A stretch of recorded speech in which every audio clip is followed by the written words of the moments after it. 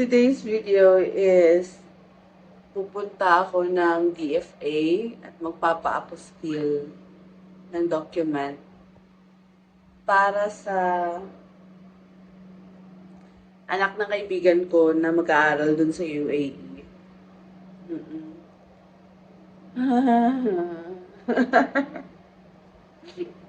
Napagod kahapon.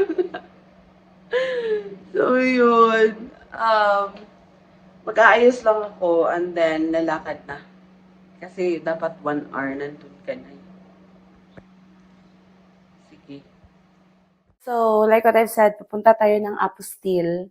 Ipapa-apostille natin yung document ni Aya, anak ni Tika, na mag-aaral sa Dubai, sa UAE. And dahil mainit sa labas, I wear sweater para hindi masyadong mainit. Hindi naman to makapal. Tapos jeans, high-waist jeans. And then, paano ko ba? Ano ba to? May sim. Ang tagal na nitong simba ko. Pero reward ko to sa samba pala. Samba. Ang tagal ko ng shoes to. But I bought this one I think kailan ba? Last year lang pala, guys. Last year ko lang pala nabili. Pero I like it. So comfy. Comfy lang tayo today and hindi ako nag-make-up. Hindi ako nag-make-up. Hindi ako nag-make-up, guys, dahil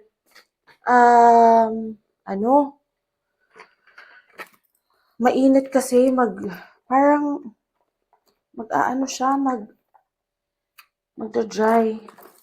Anyway, maglalagyan na lang ako ng kilay, tapos we're going na.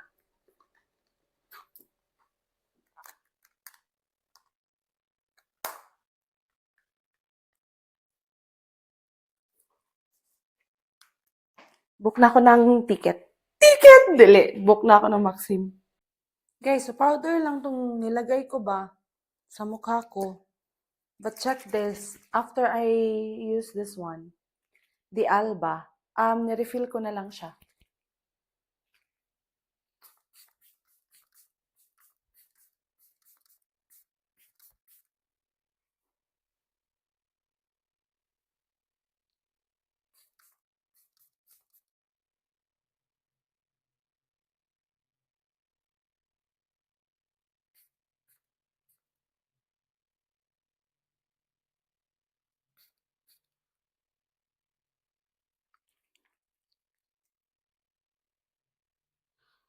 Hindi na ako guys, tawag nito? Hindi ako ng hair kasi may tendency kasi na pag sumasakay na ako ng Maxim, alam mo yun, yung nawala lahat ng pinaghirapan ko. Kaya yun.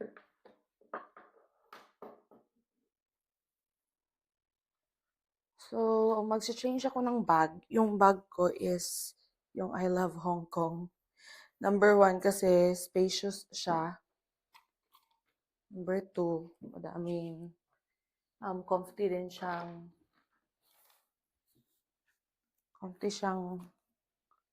dalhin. Actually guys, may kailangan akong pasahan ng application sa iba naman, pero parang ayoko munang gawin. I don't know. It felt like I still don't have the need to pass the requirements. Kala ko naman pasok to, di pala. Tapos, hindi pa ako nakapaglinis. Kasi wala na talaga tayong oras. Kailangan na natin umalis. Di ba nag-change na yung ng mukha ko? Yan. Perfume ko is Pen Shop siya, vanilla.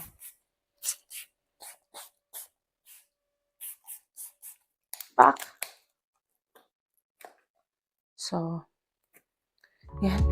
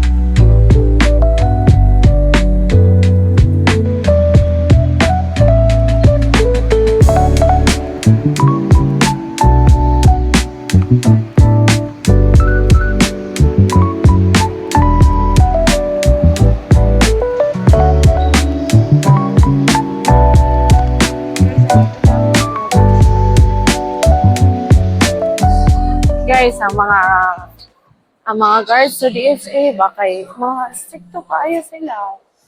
Like, wala kayo sila yung patience.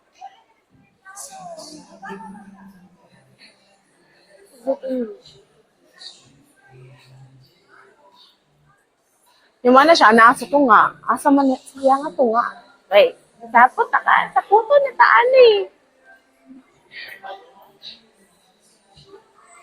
Wala naman ni exit only.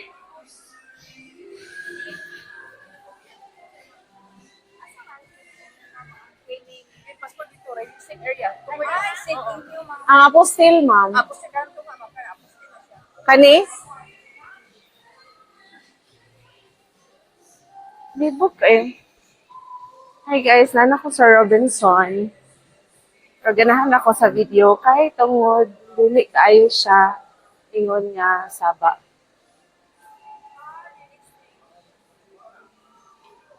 So, ano ta din? So, ano muna tayo, magpapaprint muna tayo ng hard copy sa ating appointment, guys.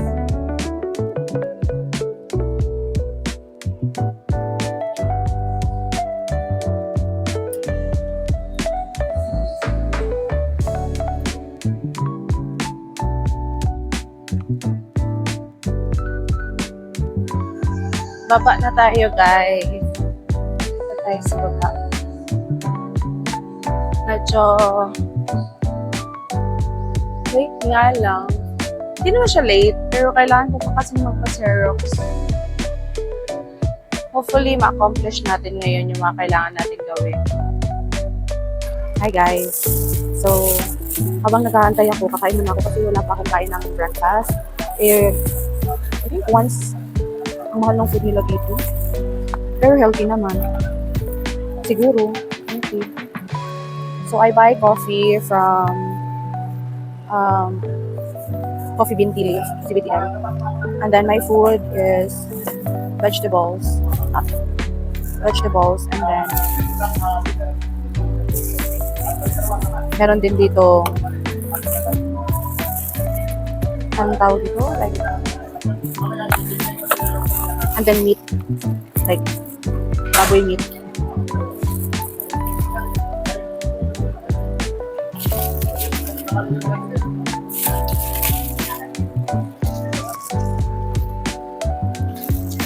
So, bumili din ako ng tinapay, guys. Oh, no!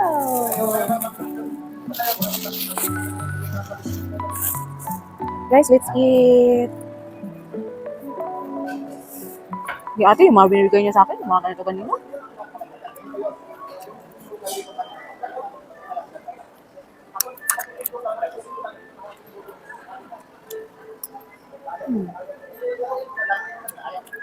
Roasted. Ito is roasted pork.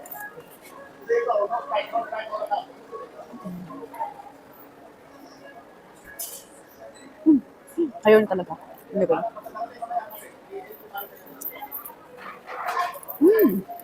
Sarap guys.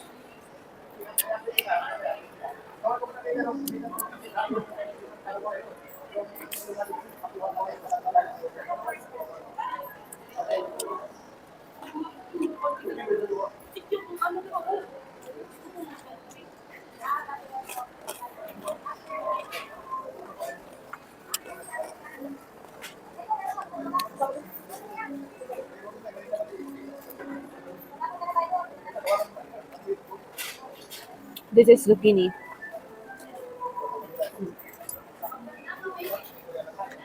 Yummy. Sarap. Pero hindi ko sure kasi parang merong ano, so, sodium, Ajinomoto.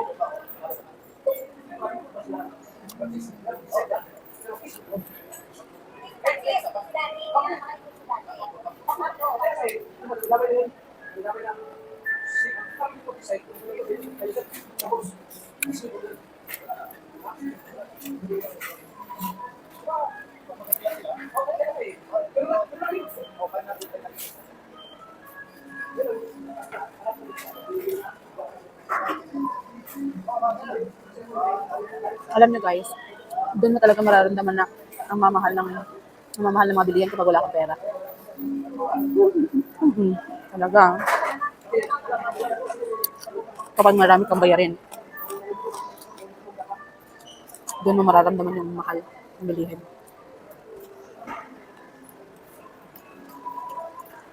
Sana matapos na ako sa mga bayarin ko.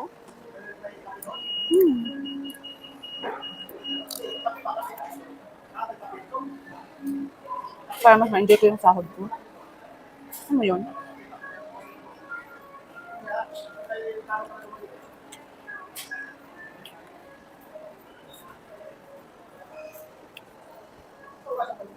Sabi ni Kuya Bart kanina, kung pwede ko bang ayusin yung apostille buong hapon kasi yung appointment ko is 10.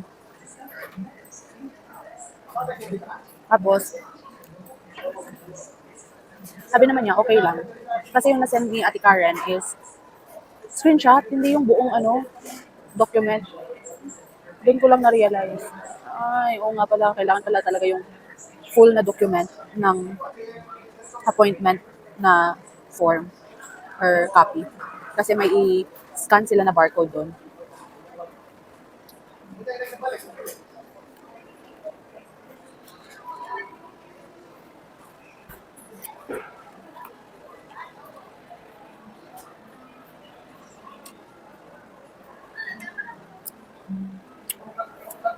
Guys, yung baboy nila, malambot. Yan, ang daming ganito, ganyan yung ate.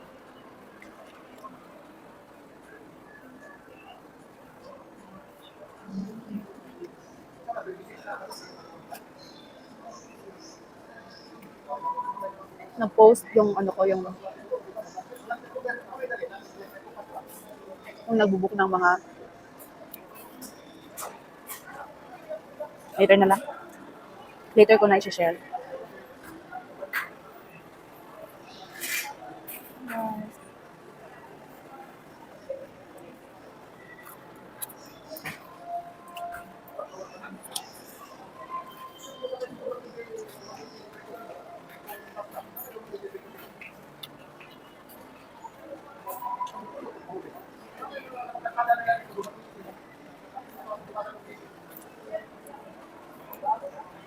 Dapat uubusin ko to. Gawa na.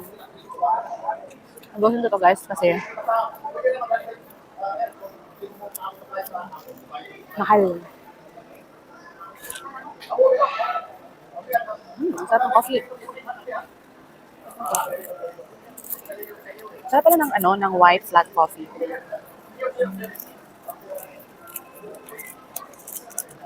Alam niyo ba guys, nung nag-ano na ako, nag-vlog na ako ulit, napaka-fulfilling.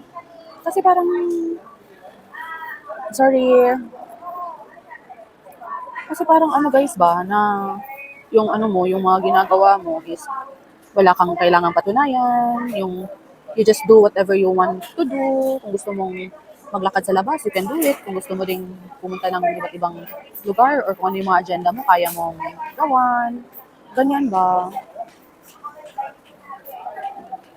Sabi ko, grabe yung fulfillment. Hindi naman sobra-sobra yung fulfillment, pero yung fulfillment ba, fulfilling feeling na tapos ka ng mag-aral, tapos ka ng mag-exam. Although may mga kailangan ka pang gawin talaga sa buhay. Like, gagawin mo sa buhay. Let's say, for example, sa akin, magmamasteral pa ako. Yan. Pero okay lang, worth it na yon kasi, napasa mo na yung licensure exam. Yuhu!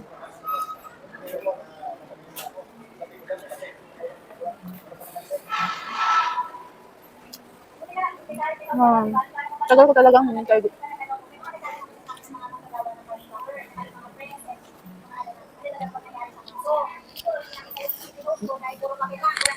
Tagal kong hinintay yung guys, yung season na to na na you don't need to think anything. You just do whatever you wanted to do. Kaya nung na-engage talaga ako, I was really thinking, Lord, okay naman ma-engage or okay naman mag-marry, pero sabi ko talaga, I'm not yet ready kasi ano ko pa lang parang ngayon ko pa lang nababawi yung mga nakaraan na focus ako sa pag-aaral. Sobrang nasad talaga ako noon. Pero at the same time, tinanggap ko din siya. Tinanggap ko siya kasi naniwala ako, ganun. Pero along the way kasi, parang hindi ko na nakikita yung sarili ko. Pero parang ano na lang, parang go with the flow na lang ako sa relationship.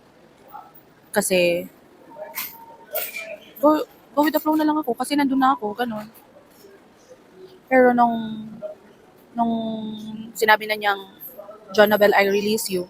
At first, talagang I really beg. But, kalaunan, inaccept ko na. Kasi, para, kasi I give so many chances din. But, I always resort kung ano yung mga ilalagay na bagay sa buhay ko. And, after nung, break up, sabi ko, hindi ko ba naluksa ng pero umiiyak ako minsan, pero hindi naman minsan. Like, I think kung bibilangin ko yung mga iyak ko, mga 4 na beses. 4 na beses akong umiyak sa thought na bakit nangyari yun sa akin. Pero, yung thought na hindi ako umiyak doon. Like, hindi naman sa pero hindi talaga ako umiyak dahil iniwan niya ako, ganyan. Hindi talaga. Umiyak ako dahil bakit nangyari, ganon. Pero, I think that's part of my story in life. Pero at the same time, nasaktan ko din siya kasi nung mga nakaraan, sabi ko kasi, di ba sabi ko na, mga nakaraan, sabi ko, yung innermost courtyard, alam na alam ko sa heart ko kung ano yung gusto ko at kung ano yung hindi ako ready. Pero, hindi ko sinabi sa kanya, parang, yun nga, I just go with the flow. But the Lord sees kasi, God sees what's the longing of our heart ba. And I have to admit na I've hurt him kasi yung mga pagkakasabi kong hindi siya ready for the two of us or I'm afraid to pursue this relationship is a sign ba na I'm not really into the relationship. May mga areas na kailangan i-improve sa sarili ko. As in, sobrang dami kong i-improve sa sarili ko. Sobrang dami kong i-achieve sa sarili ko. Doon ko na-realize talaga lahat. Like, oh my goodness. I don't want to, this time na hindi ako na-engage, I really wanted to pursue the life that I want to become, like God wants me to become. Kung saan ako nilalagay ni Lord na mag-i-improve ako doon. Yun. Kain muna ako, guys.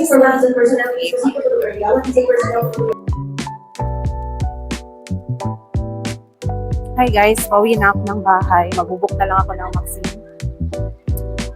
Kasi may kailangan akong kunin doon. May inaasikaso akong papel. And I have to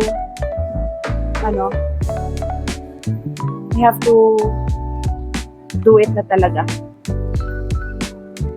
Ganda ng hair ko. Wavy. Pinuri ang sarili. Yeah.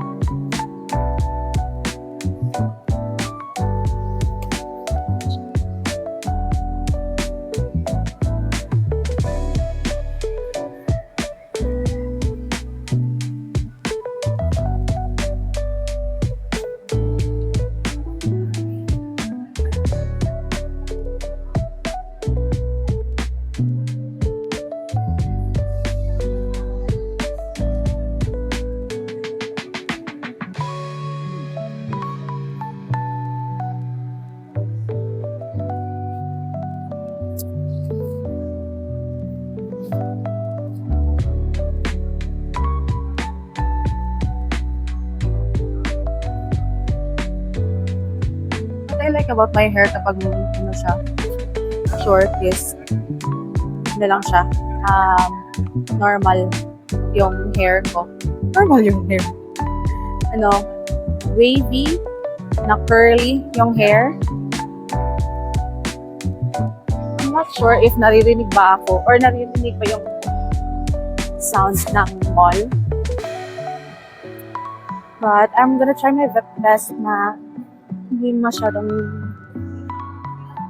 nahihiya sa mga tao.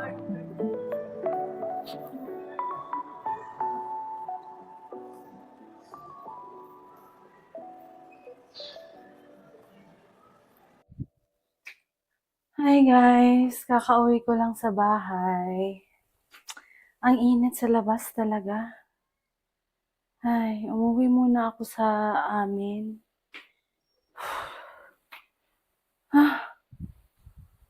Ay, God.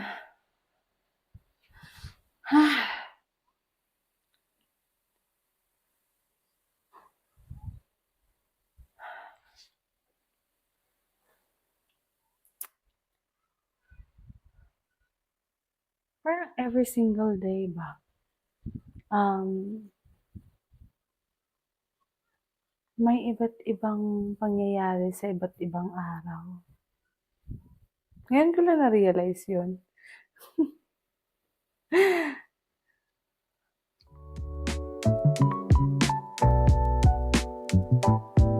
Diba wala kayong ibang naririnig? Simoy lang ng hangin.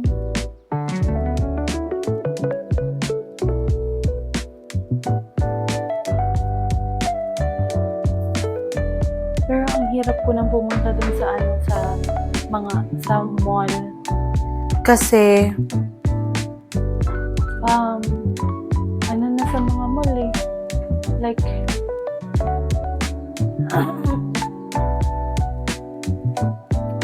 nakakapagod lang lumabas. Mag-malling. I don't know why. Siguro pag nandito ka na tumira sa province, yung wala masyadong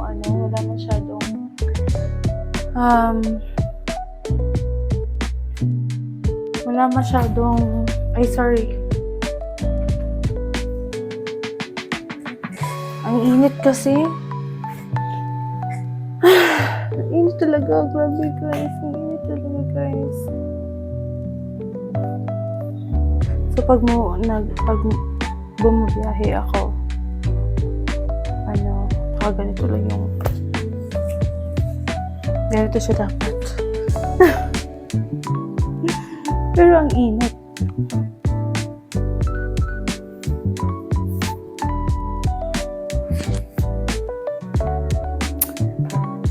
Mamaya na ako mamaya ako na gagawin yung mga gagawin dito sa bahay, like mga paglilinis, pagliligpit. Magpapahinga muna ako.